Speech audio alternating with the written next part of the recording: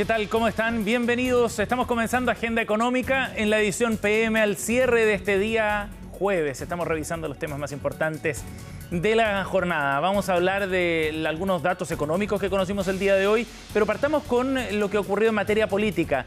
Bien interesante la intervención, la participación de José Antonio Kast, el presidente electo, junto a algunos de sus más probables futuros ministros en Icare. Hasta este lugar, este círculo empresarial, llegó el presidente electo para exponer de manera bien concreta y aterrizada sus visiones respecto a lo que viene en los próximos 4 años. De hecho, ese era el objetivo precisamente de este encuentro, escuchar de primera fuente ya al propio presidente sobre las prioridades que tiene en su plan de gobierno. Y fue interesante y noticioso también porque José Antonio Kast abordó varios de estos asuntos en un ambiente muy confortable para el presidente electo, por el apoyo que recibe del sector empresarial, con palabras de halago para Eduardo Frei, también el exmandatario que estuvo sentado en la misma mesa y acompañado de algunos de sus futuros ministros, como decíamos, entre ellos Jorge Quirós, el más probable ministro de Hacienda, pero también Martín Arrau, quien podría llegar al Ministerio de Obras Públicas, o José García Ruminot para la CGGOP. Bueno, dijo José Antonio Kast en esta exposición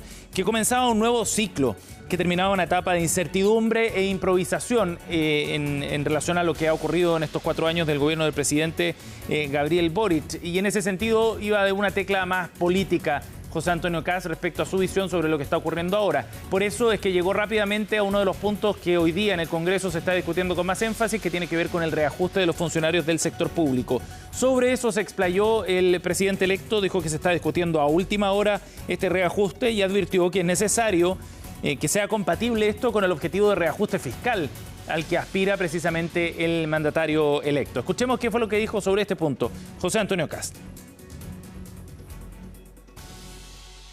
Se está discutiendo a última hora un reajuste que el realismo hace pensar que quizás está calculado en base a un presupuesto que no existe. La reactivación y todo también pasa por nosotros, porque tenemos que hacer un ajuste fiscal. Nosotros tenemos que respetar que no podemos gastar más de lo que ingresa. Por eso es tan malo que se empieza a discutir ahora una ley de amarre. Esperamos que el Parlamento en esto sea firme y que diga que no corresponde, dentro de una ley de reajuste, pasar una ley miscelánea. Eso no es jugar con las reglas que la sociedad necesita, y eso enoja más a las personas. Esa era la visión sobre esta discusión que está, recordemos, en el Congreso. No se ve tan fácil la aprobación de este proyecto para el gobierno precisamente por estos efectos. El asunto es bien relevante por los objetivos de recorte de gasto fiscal que se ha planteado el gobierno entrante. En la primera parte expuso José Antonio Kast, luego junto a Jorge Quirós, su futuro ministro de Hacienda, participaron de una conversación con representantes de Icare para ir respondiendo a algunos de los temas específicos que planteaban los propios empresarios. Y ahí viene un desglose más concreto y aterrizado, como decíamos, de los objetivos que tiene trazado el gobierno para, por ejemplo, recuperar la inversión. Jorge Quirós enumeraba que en ese asunto, José Antonio Kast, era fundamental el tema de la seguridad pública, la certeza de las reglas del juego, la facilitación regulatoria, la modernización tributaria y, por último, lo que definía como lo más complejo, el ajuste fiscal de largo plazo. Y Jorge Quirós profundizó en un tema, específicamente el de la desregulación. Escuchemos qué dijo Jorge Quirós. La formación bruta de capital fijo, que es la esencia de la inversión de un país, el 70% es construcción. 70%. Y ese 70% está agobiado por una maraña de regulaciones. Vamos a generar una desregulación del sector urbanismo y construcción, liberalización del suelo, que en magnitud macroeconómica es parecida a la apertura del comercio internacional que vivió Chile. La gente dice, oye, falta, ¿por qué no podemos comprar casa? Hay que dar un crédito, hay que hacer esto, lo otro. Mira, el motivo principal es que las casas son muy caras para lo que ganan los chilenos. Y las casas son muy caras porque hemos inventado formas de que sean caras. Esto del tema del subsidio a tasa, que es algo que hay que hacer para terminar con el stock, estamos de acuerdo, no es la solución final. La solución final es que tú tienes que liberar las amarras de la inversión en Chile. Esa era la visión entonces que tenía Jorge Quirós, fuerte énfasis en desregular algunos sectores, terminar con algunas circulares eventualmente o simplificar procesos y trámites, es parte de lo que está en el centro de la propuesta en materia económica. También se profundizó respecto a las propuestas en materia de empleo y ahí lo más novedoso quizás venía también de una definición que hizo Jorge Quirós en la intención de simplificar los costos asociados a la contratación, pero también poner énfasis en algunos sectores específicamente con algunos incentivos desde el Estado. Esto fue lo que dijo el más probable ministro de Hacienda del próximo gobierno. Argentina también tiene distorsiones laborales, pero para la exportación del conocimiento tiene un programa que es el único programa que no eliminó Milei, reduce el costo de contratación si tú estás empleando para exportar servicios del conocimiento. Y lo vamos a hacer con toda fuerza. Por lo tanto, este crédito no solo va a estar para defender el empleo de menor ingreso, sino también el que esté destinado a exportar servicios del conocimiento. Hoy día Chile, entre paréntesis, exporta ya $3.000 millones de esto. Nadie habla porque estamos acostumbrados a hablar de las mismas cosas, el cobre, el litio. Entonces, lo que viene es muy fuerte y los aumentos de exportaciones de servicios, lo interesante es que pueden aumentar muy rápido porque no requieren formación bruta de capital fijo antes. Bien, vamos a cambiar de tema para el dato económico del día. 0,2% negativo. Esa fue la variación del IPC durante el último mes de 2025. De esa forma, se cerró el año con una inflación acumulada de 3,5%, por debajo de lo que se estaba estimando hace algunos meses atrás. Una buena noticia, sin duda, este último ciclo, lo que ha estado determinado fundamentalmente por algunos factores estacionales. Pilar Gutiérrez reportó el tema y nos cuenta más en la siguiente nota. La inflación ha bajado algo más rápido de lo que se esperaba. Y cerró el 2025 incluso por debajo de lo estimado por el Banco Central. En el último informe de política monetaria, el ente emisor proyectaba que el IPC a diciembre fuera 3,6%, pero terminó siendo algo menor, 3,5%, su nivel más bajo en los últimos 5 años. Lo que por supuesto demuestra que todo el esfuerzo que hicimos como país ha rendido frutos y Chile ha sido capaz de controlar la inflación. Hoy llevamos 33 meses de alza de los salarios reales. Eso significa que llevamos 33 meses en que los salarios crecen más que la inflación y de ese modo aumenta la capacidad de compra de las familias chilenas. Son buenas noticias. El dato se conoce luego de que el Instituto Nacional de Estadística informara esta jornada que el índice de precios al consumidor en diciembre anotó una caída de 0,2% en la parte baja de las proyecciones del mercado. Con esa cifra, la inflación acumulada en 2025 es la más baja desde 2020, cuando fue 3%. Hay muchos años en que el IPC de diciembre efectivamente es negativo. Ahora, respecto a lo que esperaba el mercado, si uno mira la encuesta de expectativas económicas del mes de diciembre, sorprende a la baja el dato de inflación de diciembre.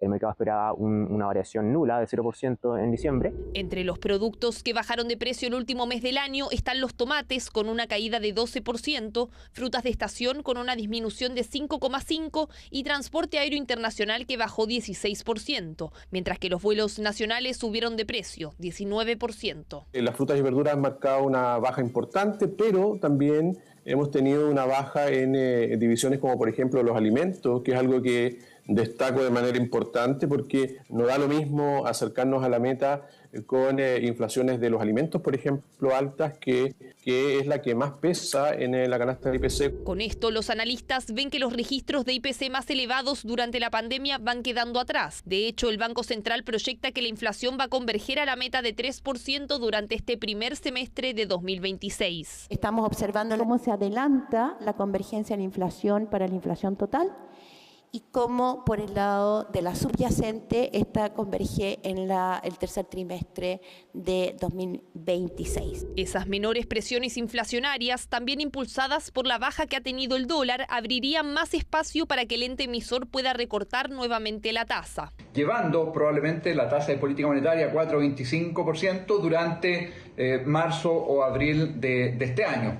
nosotros no descartamos una segunda baja, un segundo recorte durante el segundo semestre, entendiendo además de que la inflación durante buena parte de 2026 va a estar por debajo de la meta del 3%, digamos, más cercano entre 2,5% y 2,7%, lo cual naturalmente también, ¿no es cierto?, da cuenta de que la inflación, las presiones inflacionarias se han reducido de manera rápida. Una pausa, sí, para la reunión que va a haber en enero, pero estamos viendo ya estos recortes para marzo y junio, cosa que se den durante esta primera mitad del año y así el 2026 cierre con una TPM del 4%. Habrá que ver qué dice el Banco Central en su próxima reunión a fin de mes. Sobre lo que sí hay certeza, la UF va a bajar 79,5 pesos durante el mes de enero y junto con ello los precios de arriendos y planes de salud.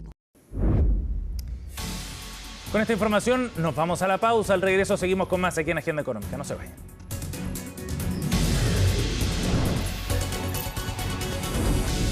Estamos de vuelta, seguimos aquí en Agenda Económica, edición PM en este día jueves. Y como revisábamos en el primer bloque, el dato de IPC ha sido la noticia económica más importante de la jornada. Fue una variación negativa de 0,2% y queremos profundizar en lo que esto significa desde el punto de vista del escenario inflacionario y también de la evolución de las tasas. Vamos a conversar de este tema justo a Carolina Grunwald, economista jefe de Prudential AGF. ¿Cómo estás, Carolina? Bienvenida. Hola Sebastián, bien, gracias. ¿Y tú? Muy bien, gracias por acompañarnos en esta edición. Carolina, bueno, profundicemos en este dato respecto a esta variación de 0,2%. Primero, ¿qué refleja desde el punto de vista de la evolución que ha ido teniendo la inflación y de este ciclo en el que hemos estado en los últimos años con niveles de inflación bien altos en algún momento? ¿Se cerró ya esta etapa definitivamente? Sí, mira, desde el punto de vista de la historia es una muy buena noticia, ¿cierto? Porque finalmente llevamos 5 años con la inflación cerrando por sobre la meta del Banco Central, que está en el rango entre 2 y 4%. Por lo tanto, tener nuevamente una sorpresa a la baja es una buena noticia. Llevamos aproximadamente 3 meses con sorpresas a la baja, una buena noticia para el bolsillo de todos nosotros, ¿cierto? Entonces, por ese lado está bien. Y si tú le sumas a esta sorpresa a la baja actual en el dato de diciembre, todo lo que está bajando el tipo de cambio en los últimos días, esto en el mercado ya se está conversando como que podría resultar en una rebaja más temprana de la tasa política monetaria de lo que el Banco Central de Chile muestra en el IPOM de diciembre, que estaba puesto como para el tercer trimestre del próximo año. Y ya se está hablando de una probable rebaja durante el primer trimestre de este año o incluso 2. Hay reportes que dicen que podrían ser 2 rebajas. Bueno, ese punto es bien interesante. ¿Por qué profundicemos en esto y en los argumentos? ¿Cuál es el escenario en el fondo que se está generando desde el punto de vista del manejo de la tasa? Sí, en el fondo el año pasado, el año que acaba de terminar, ¿cierto? Había cierta preocupación por estos recortes de tasa que estábamos teniendo, aun cuando todavía teníamos una inflación general que no cedía, ¿cierto? Estuvimos por sobre 4, básicamente toda la primera parte del 2025. Entonces se decía, ¿por qué estamos recortando tasas si la inflación está alta todavía? Sí. Ese era como lo que se pensaba. Pero hemos visto que la inflación finalmente ha cedido bastante más rápido de lo anticipado. Recordemos que el Banco Central de Chile recién, que luego, ¿cierto?, en su IPOM de septiembre del año pasado subió las proyecciones de inflación a 4%, luego las corrigió a 4,6 en el de diciembre y cerramos, a 3,6 en el de diciembre y cerramos en 3,5 el año. Eso es súper bueno, ¿ya? Y también en su IPOM de diciembre, ¿cierto?, una novedad importante que hubo fue que el Banco Central de Chile ajustó un poquitito al alza el rango en el cual está la tasa de política monetaria neutral, ¿cierto? Y la dejó en un rango entre 3,75 y 4,75. Como se subió la tasa neutral en cuarto punto y la tasa estaba en 4,5, está en 4,5, en diciembre uno decía, bueno, la tasa está ya en un rango neutral y no hay ningún apuro por bajarla, ¿cierto? Pero ahora estamos teniendo otra sorpresa negativa en el IPC. Claro. Y lo que a nosotros más nos llama la atención es el tema del dólar. que pega harto. Y ese es un punto bien relevante porque tiene un efecto sustantivo, digamos, desde el punto de vista de la inflación, por todos los productos que importamos, por el precio del petróleo, etcétera. ¿Qué es lo que está mostrando finalmente ese precio del dólar y qué señal da para lo que venga en materia inflacionaria? Sí, mira, por el lado de la inflación, para tenerlo claro, la contabilidad es como aproximadamente un 20, un 30% de la canasta del IPC tiene directa incidencia el dólar, ¿cierto? Por productos importados, por las gasolinas, por algunas tarifas. Entonces hay estimaciones un poco antiguas, pero que yo creo que aplican en este caso del mismo Banco Central, ¿cierto? Que dicen que una apreciación o una baja del 10% del tipo de cambio en Chile podría impactar en términos anuales a la inflación entre medio punto y un punto de inflación. O sea, estamos hablando que si usted está estimando para fin de año que la inflación cierra en 3, si el tipo de cambio se mantiene con una baja del 10%, puedes tener medio punto menos de inflación a fin de año, ¿ya? Es harto. O 1, o 0,7, si le ponemos el medio. Claro. Pero para que eso se cumpla, tiene que ser una baja pegada y persistente, ¿cierto? Sí. Piensa tú que antes de ayer cerró en 8,92 y hoy día ya está en 8,99, por ahí.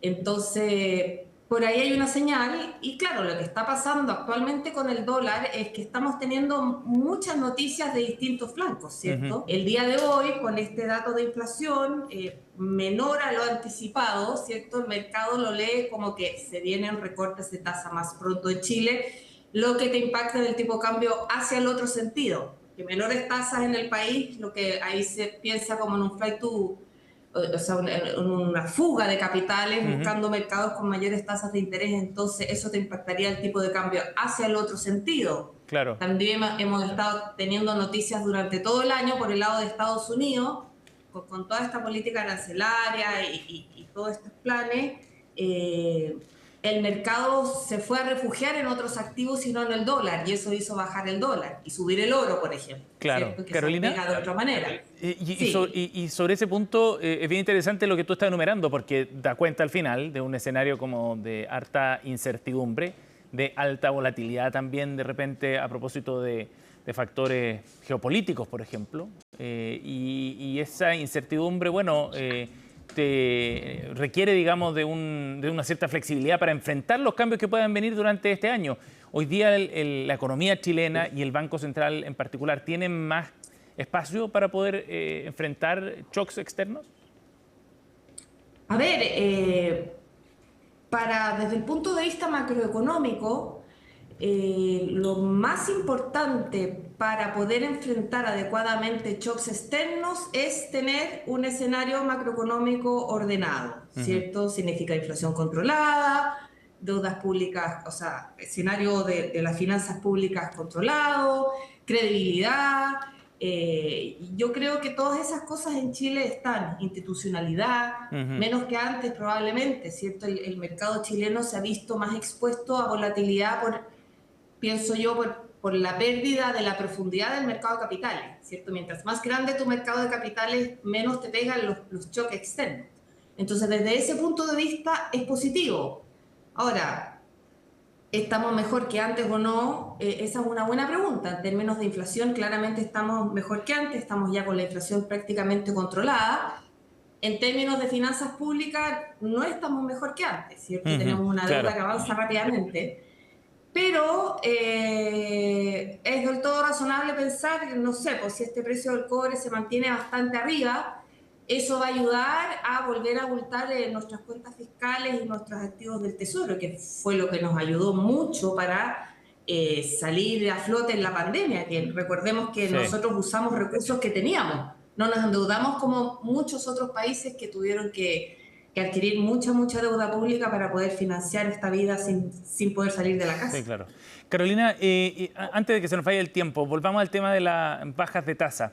¿Qué escenario están viendo ustedes desde Prudential en particular como el escenario más probable o el más óptimo, digamos, pensando en la tasa de interés y en la necesidad de recuperar cierta actividad también y darle más tiraje quizá a la chimenea? Sí, hay un tema ahí que en el fondo el Banco Central de Chile su pega no es el tiraje de la economía. No. Entonces, nosotros en eso somos como más apegados al mandato, pero lo que nos ha pasado, principalmente con el tipo de cambio y ahora con estos ya 3 sorpresas consecutivas a la baja en el dato de inflación, estamos pensando en un primer recorte de tasas durante el primer semestre. Habíamos pensado antes que iba a ser el tercer trimestre de este año. Y hemos empezado a decir que no descartamos incluso otro recorte de tasas.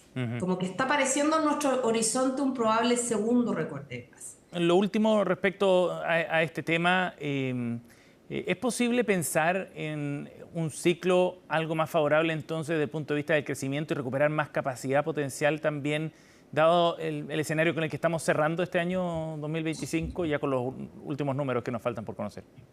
A ver, los últimos números desde el punto de vista macroeconómico son buenos, como te decía antes, ¿cierto?